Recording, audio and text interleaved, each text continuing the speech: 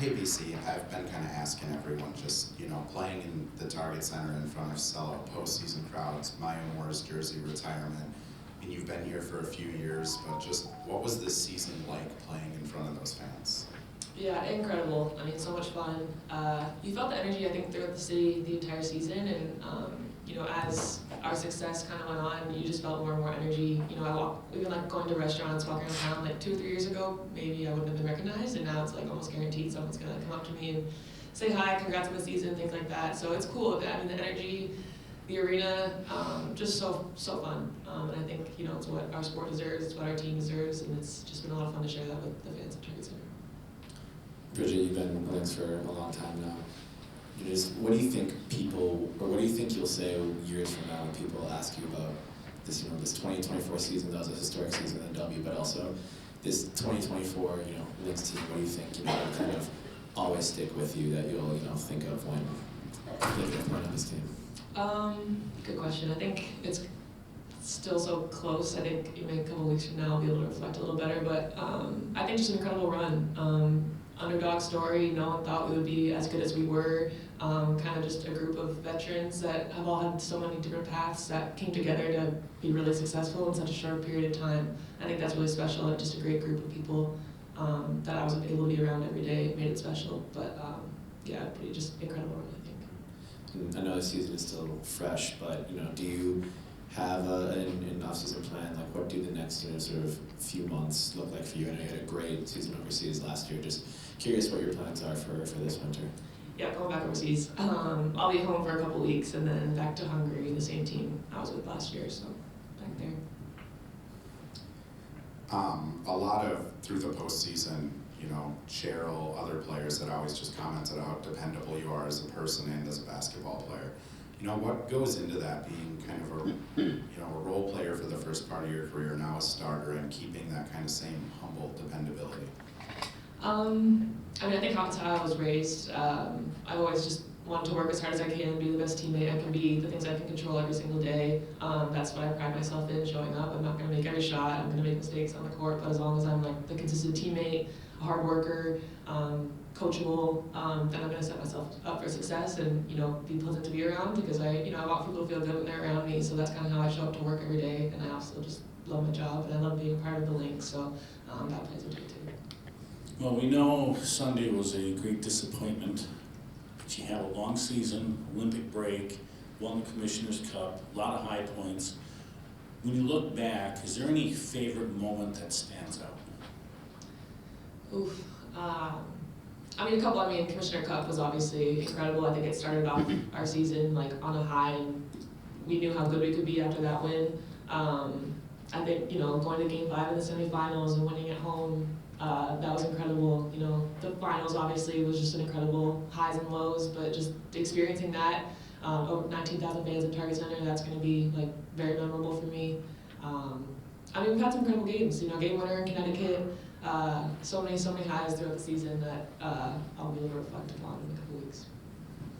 All 5 of the starters have a pretty good chance of being back here next year because you're under contract, so there will be some continuity, but there are always changes from one year to the next.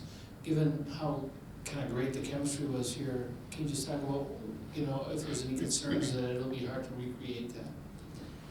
I think the Lynx and Cheryl and Claire always do an incredible job of bringing in good people. And obviously, this team has been really, really special just as humans off the court, and it translated on the court very quickly. And yes, things are never the same year to year. Obviously, we would have loved to, continue this back to back, but it's just not the reality of the WNBA.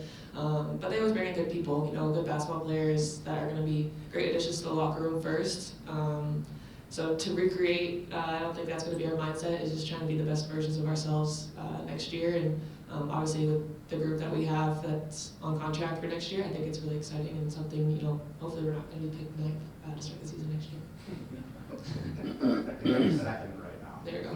That checks out.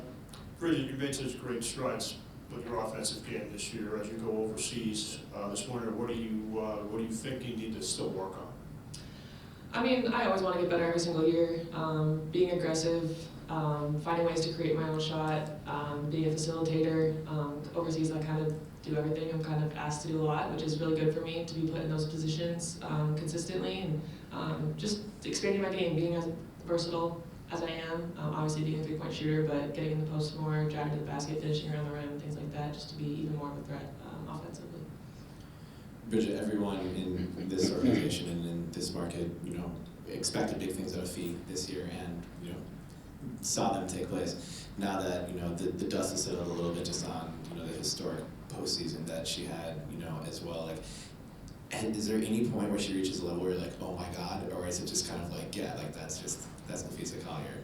I mean, the back-to-back 40-point games, or 38 and 42, was pretty incredible. But I think, it's what we've come used to with Fee, and she makes it look so easy, it looks so effortless, but then, we need to remind ourselves, this is not normal what she's doing, obviously, with all the records in the postseason. Incredible regular season as well. And she just does it with such ease, and she doesn't care about anything other than winning basketball games and, being the best version of herself for this team. So I think that's what's really special about Fee. And it's fun to play with her because she never complains. She always works so hard. She just wants to win, and that's what I love about her. And just as a follow-up, what's the timing on heading out to Hungary? Do you get a little bit of reprieve, and just kind of when does that season start? Yeah, it's already started, but I'll get 2 weeks at home before I head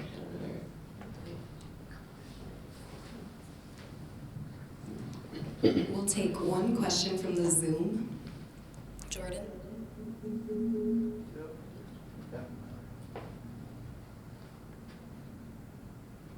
Jordan, can you re-ask your question, please? And what he was looking forward to in the off-season. Can you repeat it one more time? Sure, no problem. My question is, what was your favorite part about this season individually, and what are you most looking forward to in the off-season? I think individually I was just proud of the step I took offensively. Obviously playing more, being a consistent starter, being confident on the offensive end consistently for however many minutes I was playing. I think that's what I'm most proud of, and just being a threat at all times when I'm on the court. This offseason, we decided to take a break for a couple weeks, and then I just love playing, so I'm excited to go overseas and continue to play, get better, and travel the world a little bit, but excited to rest first.